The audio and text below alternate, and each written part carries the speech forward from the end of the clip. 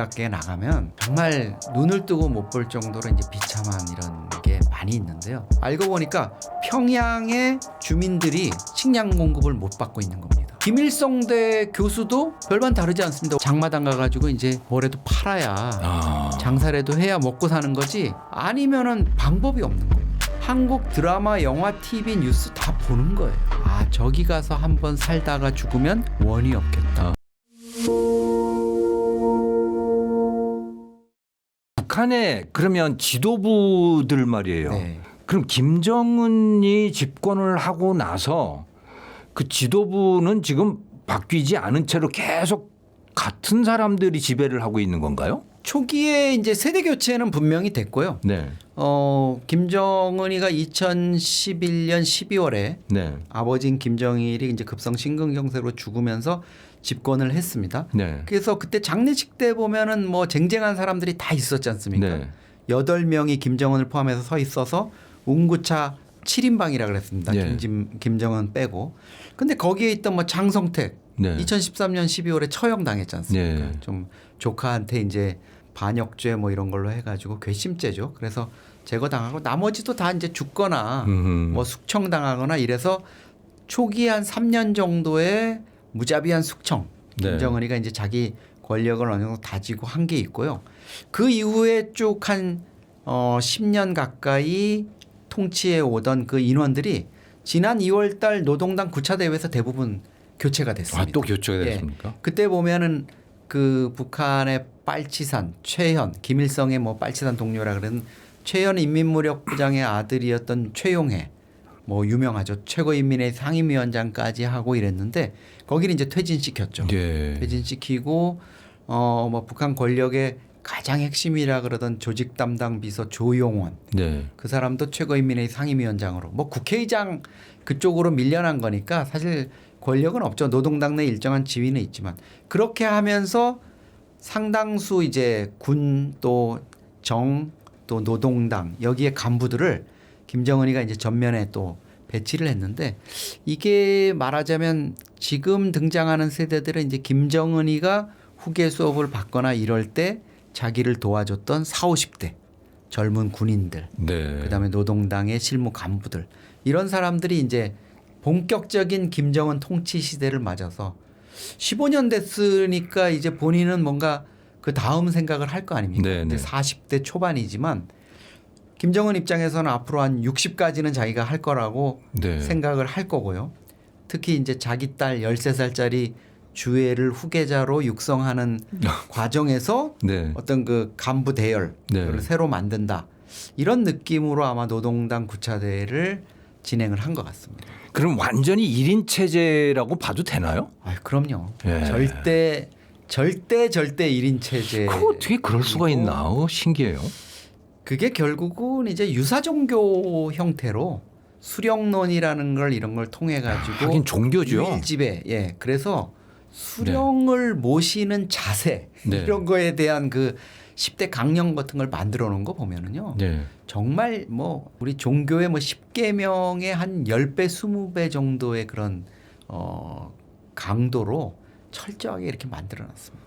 하긴 최근에 그런 책이 나왔더라고요. 그 이름이 뭐였더라? 코리아스 한국의 뭐 뭔데 아무튼 김일성이 북한을 만드는 게 완전히 기독교 스타일로 네. 그대로 만들었다고. 뭐 그게 그러니까 평양이라는 데가 일제 강점기 때뿐만 아니라 네. 해방 전국에서도 네. 극동의 예루살렘이라 불릴 정도로 그러니까요.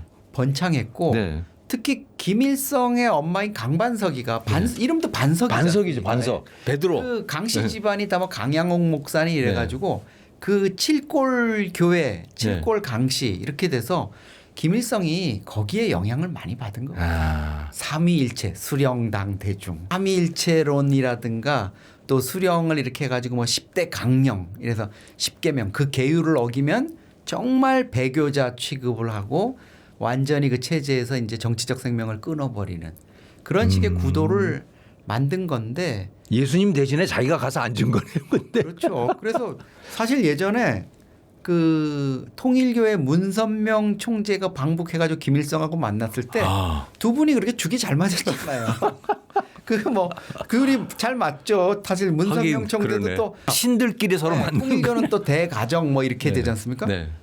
김일성이 유사하지 않습니까? 사회주의 대가정이다 우리 네. 체제는. 네. 수령을 부모로 네. 이렇게 여기도록 이렇게 만들면서 또 노동당이 어머니 당이라 그러지 않습니까? 예. 그렇게 이제 만들어 가는 거죠. 그러고 보니까 저희 어머니도 그 북한 분이셨는데 네. 선천이셨어요. 아, 그러면 뭐 잘 사신 집안입니다. 그래서 저희 어머니도 독실한 크리스찬이었거든. 네. 어릴 때부터 할머니 따라서 교회 다녔다고 그러더라고요. 네. 우리 저 그 임동원 네. 전 통일부 장관 국정원장 하시던 거기도 이제 그쪽 지역이시고 네. 이러셔가지고 위원 뭐 선천 이쪽에 기독교 아주 네. 독실한 모태신앙 예. 많으시더라고요. 그러게요. 예. 자, 그래서 이제 북한 이야기 지금 하고 있고요. 이번에는 이제 북한 대중 인민들의 삶에 대해서 좀 이야기를 네. 나눠보겠습니다. 그 지금까지 보면 뭐 전체 북한 주민 숫자가 2,500만이라고 하는데 그래도 평양 사람들은 살만했다. 뭐 살만하죠. 네. 예. 그런데 요즘은 평양도 어려워지고 있다는데 사실입니까? 맞습니다. 저도 평양을 이제 여러 차례 방북을 했는데요. 네. 도심 지역에 가면은 일단 사회주의적인 어떤 건축물 때문에 웅장하다 이런 느낌 듭니다. 네. 오밀조밀한 집들이 없죠. 크게 이렇게 돼 있어서 특히 이제 최근에 또 김정은 시대 들어와 가지고 뭐 주상복합 건물 대형 또 이런 네. 빌딩들 이런 것들을 많이 지어서 웅장해 보이는데 사실은 외곽에 조금만 벗어나서요. 만경대 구역이니 뭐 이런 외곽에 나가면 정말 눈을 뜨고 못 볼 정도로 이제 비참한 이런 게 많이 있는데요. 가운데 그래도 특권층들 평양이 뭐 한 300만 인구 정도 예. 되니까 그 중에서 뭐 한 100만 명 거기는 나름대로 선택된 2,500만 중에서 100만 명은 나름대로 괜찮다 이랬는데 이게 이제 문제가 생기고 있는 겁니다. 2023년에 개성에서 아사자가 생겼다는 보도가 처음 나왔어요. 근데 개성은 나름대로 먹고 살만하고 네. 개성공단이 물론 없어졌지만 거기 괜찮은 동네거든요. 저도 네. 가보지만 뭐 그 농경지도 괜찮고 이런데 거기서 사람이 죽는 사람이 나타났다고 이래 안 믿는 분들이 많았어요. 네. 그런데 사실은 그게 평양의 어떤 기근 사태, 식량 부족을 알리는 전조 증상이었던 거예요. 아하. 그로부터 얼마 있다가 몇 달 지나서 김정은이 갑자기 북한 TV에 등장해가지고 무슨 포고령 비슷한 걸 내립니다. 식량을 방출하라는 거예요. 알고 보니까 평양의 주민들이 식량 공급을 못 받고 있는 겁니다. 고위층들 예를 들어 아까 네. 100만 명이라고 말씀하셨는데 그 사람들은 배급을 받고 있는 겁니까? 월급을 받습니까? 배급을 받는 인원들은요. 네. 1% 정도로 보시면 됩니다.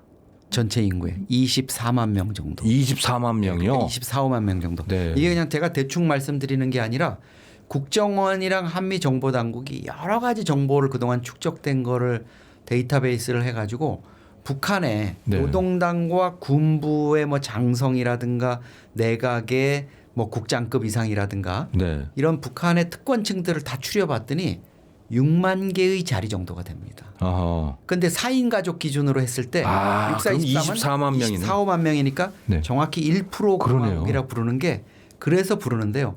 그 정도 노동당의 부장이라든가 뭐 이런 사람들은 여전히 배급이 됩니다. 공급이. 그것도 네. 아주 잘 되는 거죠. 뭐 일주일에 2번 소고기, 돼지고기, 뭐 아이고. 과일 뭐 이런 것들, 식량 이런 것들이 그대로 보급이 되는데 예를 들어서 예전에 노동당 비서 황장엽 씨가 예. 넘어왔었지 않습니까? 황 씨 같은 경우에는 노동당 재정격리부에서 직접 진짜 택배를 하는 겁니다. 우리 아. 그 아침에 서비스 하듯이 택배를 해주는군요. 네.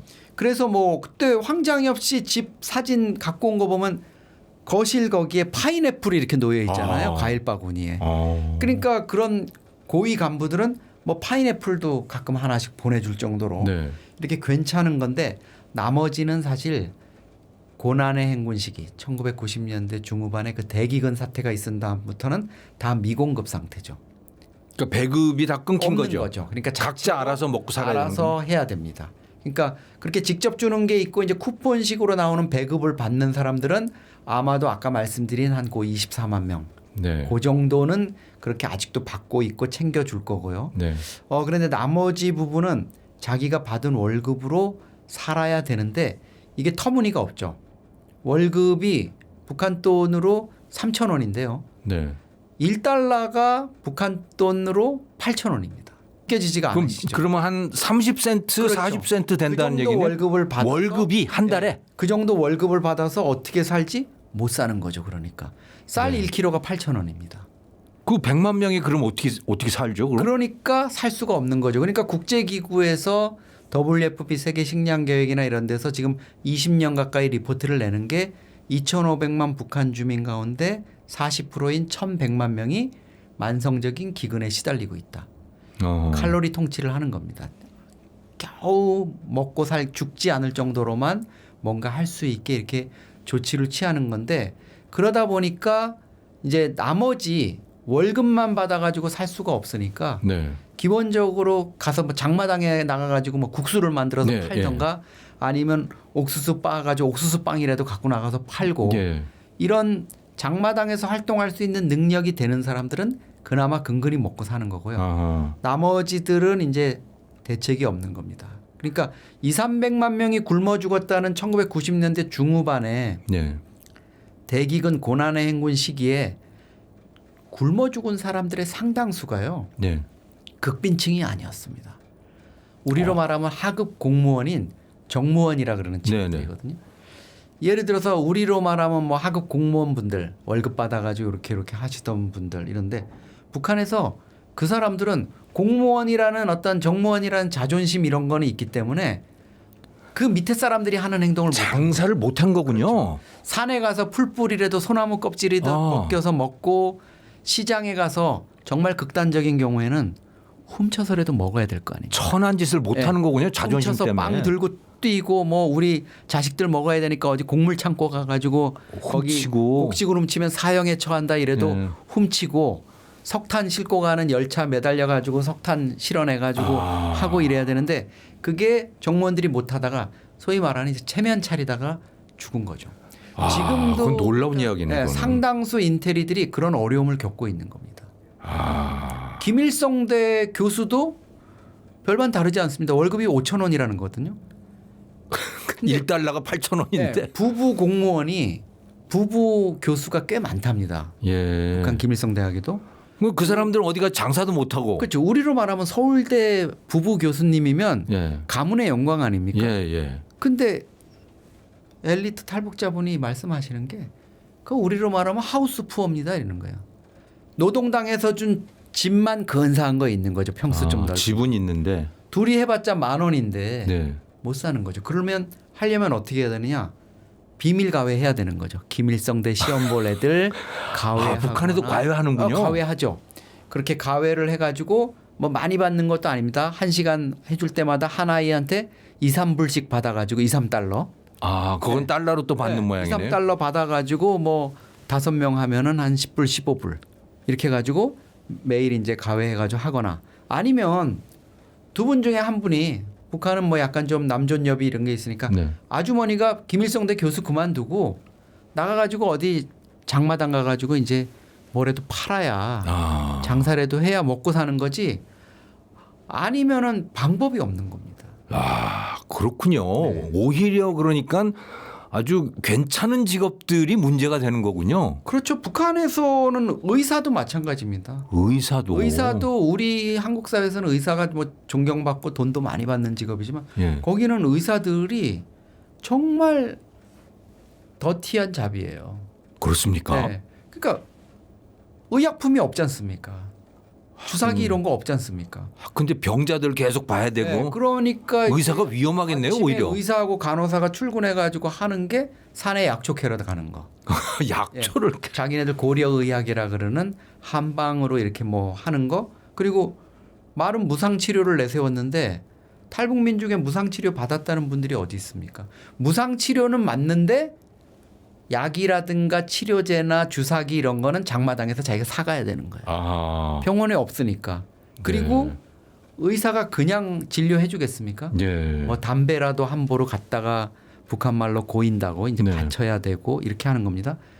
그러니까 이번 3월달 최고인민회의에서 김정은이가 헌법 개정하면서요.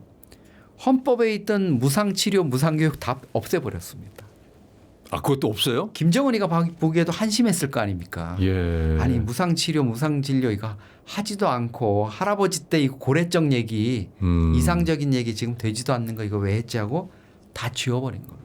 그럼 북한 사회는 공산주의도 아니네요 이제는? 지금은 공산주의도 아니고 지금은 철저한 계급 사회이자 노예제 사회죠. 노예 사회. 저는 그렇게 봅니다. 그 소수의 권력들 네. 원래 북한 정권이 주식회사 조선민주주의 인민공화국이 김일성을 최대 주주로 해서 설립할 때 모였던 대주주들 예. 그 집안들 후손들 네. 거기가 지분에 따라서 지금 자리를 나눠서 먹고 대대로 물리는 거고요.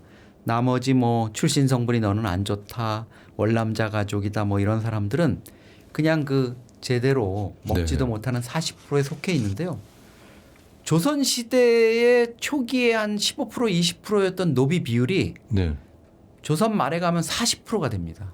어허. 계속 노비들을 뭐 일천 양천 엄마 아버지 중에 한 명만 그 엄마가 노비면 자식도 노비고 다 그러잖아요. 노비래 가지고 노비가 정말 뭐 많아지고 이러는 상황이 돼서 40%였거든요. 지금 북한이 거의 유사합니다. 40%는 아, 충격적인 거의 이야기네. 북한에서 인간다운 삶을 보장받지 못하는 노예다.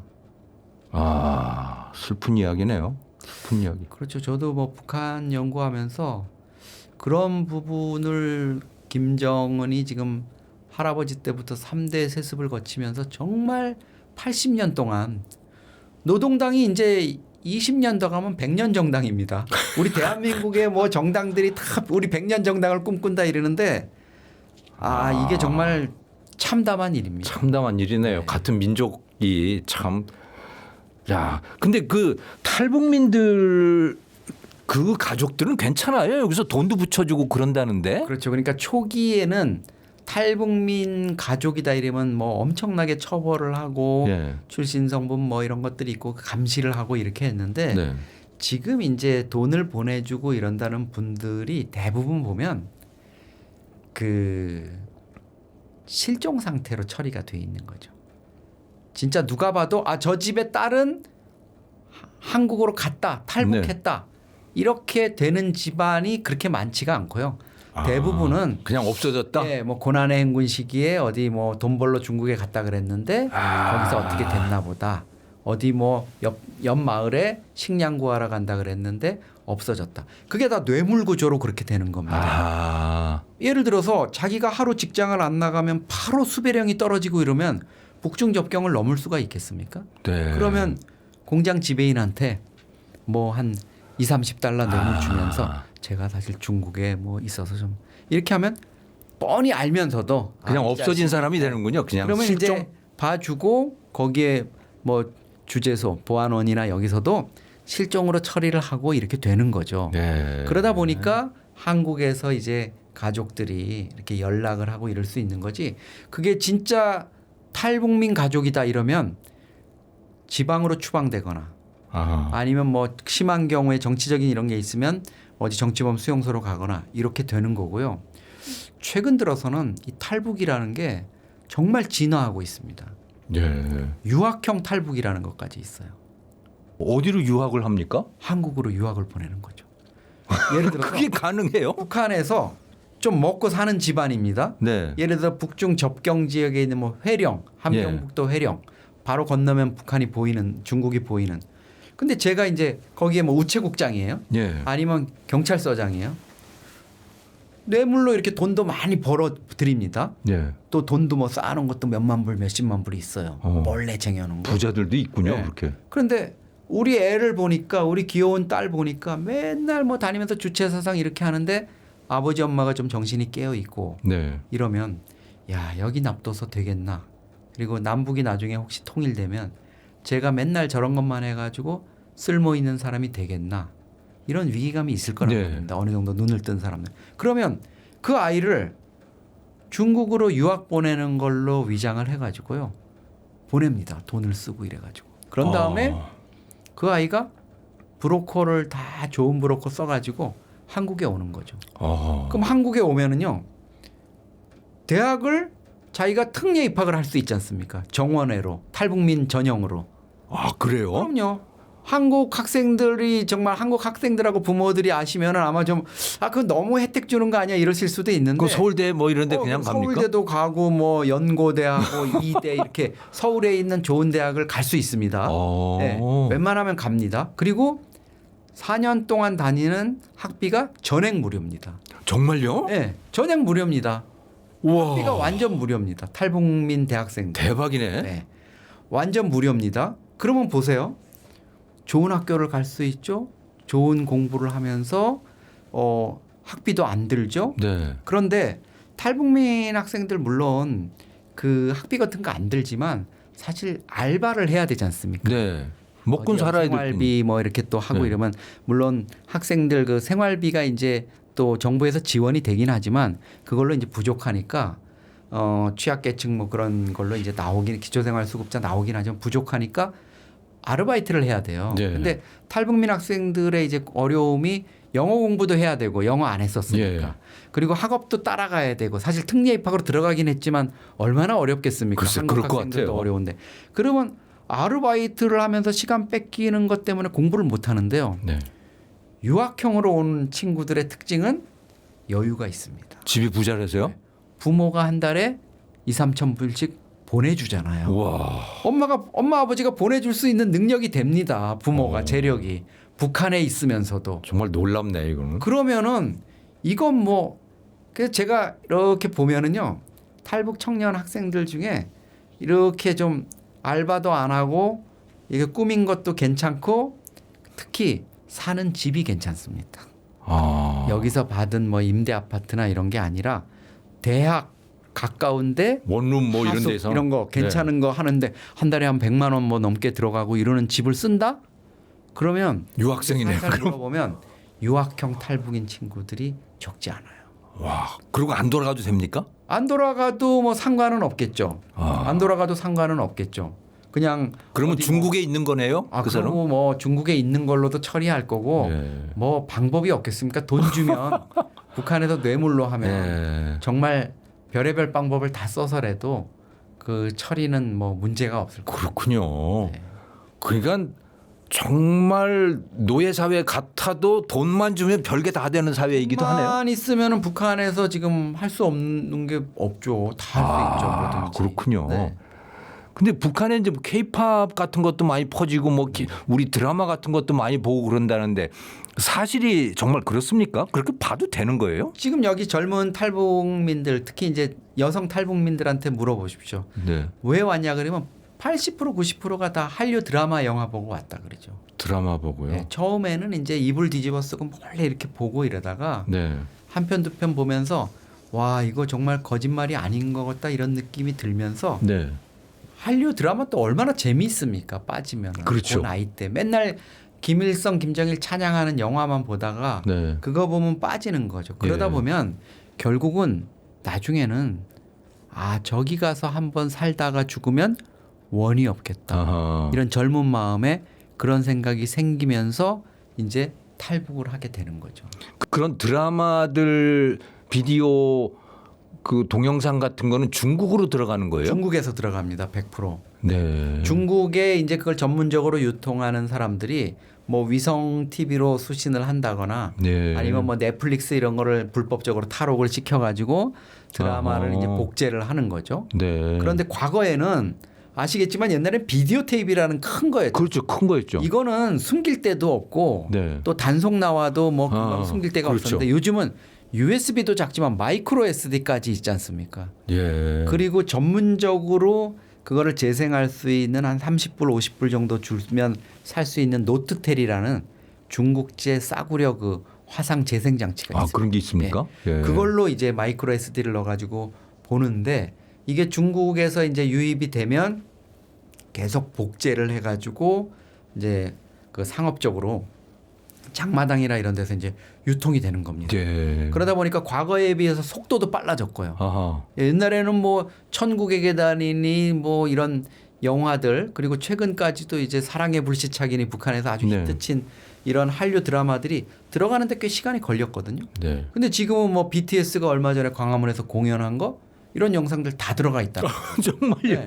그러니까 이제는 거의 저도 못 봤는데. 예, 실시간으로 이제 즐길 수 있는 이런 게 되는 거고 북한의 그 청년 세대들 신세대들이 그냥 빠질 수밖에 없게 되는 겁니다. 그러니까 너무 재미있어서 또 네. 너무 얄밉게 만들어서 정말 미치겠더라는 겁니다. 다음 편을 보고 싶어서.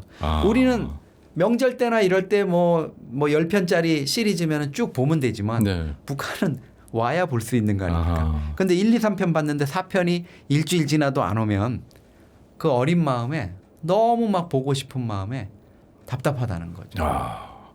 그러면 위에 뭐 지도 저 그 권력층이 뭘 어쨌든 간에 밑에 젊은 사람들 이런 사람들은 그냥 나만 대한민국 거 보고 그냥 그렇죠. 그렇게 숨어서 보고 그냥 그런 모양이네요. 그리고 제가 보기에는 네. 김정은의 딸 김주혜 13살이잖아요. 네. 걔부터 제가 보면 한류 팬이에요. 그렇습니까? 100% 김정은이 주민들한테는 인터넷 안 보게 하겠지만 네. 자기도 보고 아이들한테 뭐 애들한테는 그거 안 보게 하겠습니까? 인터넷 다 열어주고 하면 애들이 네. 당연히 볼 거고 아마 김주혜가 아버지 저 남조선의 그 BTS라고 그 유명하던데 걔들 좀 한번 좀 잡아오세요. 내 앞에서 공연 좀 하게. 아니면 네. 뭐 걔들 평양 공연 좀 한번 하게 해주시라요 하고 요구할지도 모릅니다. 이게 아니 김정은도 아시잖아요. 2018년 남북 정상회담 있을 때 네. 우리 가수들이 평양에 가서 그해 3월에 공연했지 않습니까? 맞아요. 그때 우리 걸그룹 뭐 레드벨벳이 빨간맛 이런 노래 부르고 이러니까 막 엄지 치켜 세우면서 네. 나중에 끝나고 걔들 또 만나가지고 당신들 말이야 우리 예술단이 가서 이번에 온 건데 이제 교환 방문 아니더라도 자주 와요 이렇게 난리를 쳤는데 그러던 사람이 갑자기 2년 뒤에 돌변해가지고 젊은 애들한테 북한 젊은 애들한테 남조선 드라마 영화 보면 뭐 사형이니 사형 진짜 시켰죠. 그럼요. 네. 그게 이제 믿지를 않으실 텐데 북한의 반동사상문화법이라고 2020년 12월에 만든 그 법이 네. 법조문을 저희가 입수를 했습니다. 근데 네. 단순 시청하는 게 징역 5년 15년형이요. 그리고 복제를 해가지고 배포하거나 네. 예를 들면 강당 같은 데라든가 조그만 방에 뭐 상영하게 이렇게 해놓고 네. 야 좋은 거 있으니까 와서 봐라 이렇게 조직한 범죄 네. 이런 거는 무기 아니면 사형입니다.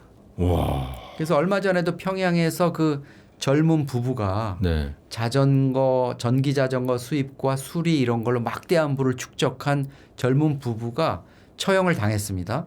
근데 그 처형당한 명목 중에 하나가 남조선 드라마 영화 이런 불순 녹화물 이런 것들을 시청하고 또 이렇게 배포한 그런 혐의가 포함되어 있습니다. 참 역설적이네요. 그렇게 사형까지 집행을 하는데 대부분 사람들은 또 그걸 보고 있다는 게. 네, 그러니까 안 본 사람은 있어도 한 번 본 사람은 없다. 그걸 막을 방법이 없는 거네요. 막을 방법이 없습니다. 본인도 보고 있으니까. 김정은 스스로도 알 겁니다. 자기 애도 그렇지만 김정은도 42 아닙니까? 네. 그러면 우리 MZ 세대 이제 끄트머리에 걸쳐 있는데 그러네요.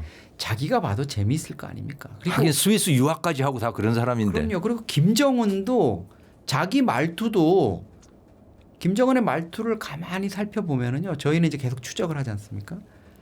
한국 드라마, 영화, TV, 뉴스 다 보는 거예요. 북한 사람들이면 할 수 없는 말을 합니다. 네. 그게 이제 최근에 와가지고 많이 하는 게 위헌이라는 말. 위헌 네. 대한민국이라고 그러고 요즘 네, 그러대요. 우리는 위헌이라는 거 뭐 헌법을 위반하고 이래서 뭐 최근에 뭐 계엄 사태는 이렇게 하지만 북한에서 위헌이라는 말 쓸 일이 뭐 있습니까? 헌법이라는 게 의미가 없는데. 그런데 김정은이가 위헌을 뭐 언급하고 이러는 거 보면서 아 김정은이가 한국 TV나 드라마 이런 거 많이 보다가 그리고 그게 아버지 엄마한테부터 다 내려온 겁니다. 네. 김정일 국방위원장이 첫 번째 부인인 그러니까 김정은의 이복형인 김정남을 낳은 성혜림하고 둘이 뭐 연애하고 이럴 때 보면 네. 그 심수봉의 그때 그 사람을 벤츠 김정은 전용 벤츠 안에서 같이 틀어놓고 같이 듣고 데이트를 정말요? 했다. 그게 참 좋았다. 그게 이제 성혜림의 언니인 성혜랑이 예. 그 서방으로 망명했거든요. 네. 거기서 이제 자전적 글을 쓰는데 나옵니다. 그리고 지난번 공연 때 2018년 공연 때 우리 가수 유명한 가수 최진희 씨가 갔잖아요. 네. 최진희 씨 하면은 대표곡이 뭡니까? 사랑의 미로 아닙니까? 네, 예. 그럼 그거 불러야죠. 그거 부르려고 그랬더니 북한이 그거 말고 장덕이란 가수가 부른 때늦은 후회라는 거 좀 불러주세요. 그래서 이거 잘 많이 알려져 있지도 않고 이런데 이거 왜 부르라 그러는 거예요? 이렇게 물어봤더니 김정은의 생모인 고용희가 네. 살아있을 때 좋아했던 노래라는 거예요. 그러니까 고위층들은 남한 드라마 영화 다 보고 네. 이렇게 하면서 정작 김정은은 주민들은 닥달하죠. 네. 네. 너희들은 보면 안 돼. 그렇죠. 그거 뭐 정말 내로남불도 아니고 그건 뭐라 그래야 돼. 참 그러네요. 이거 재밌다 그래야 되나 참 뭐 아니 정말 딱하다 그래야 안타까운 되나? 거죠. 주민들을 전부 정보를 통제해 놓고 네. 외부 정보를 통제해 놓고 인터넷도 접속하지 못하게 해 놓고 외부의 문물을 보지 못하게 한다? 정말 살기 어렵고 힘들면 아프리카에서도 해외로 난민으로 또 떠돌 자유는 있습니다. 그럼 북한에 먹고 살기 힘들고 이러면 해외로 벗어날 수 있게라도 해줘야죠. 뗏목 타고 어디 일본이든 네. 어디 우리 동해안이든 어디 떠날 수 있게라도 해줘야죠. 그러게 말이에요. 그거마저 못하게 하고 있는 게 북한 아닌가 이런 생각이 듭니다. 예.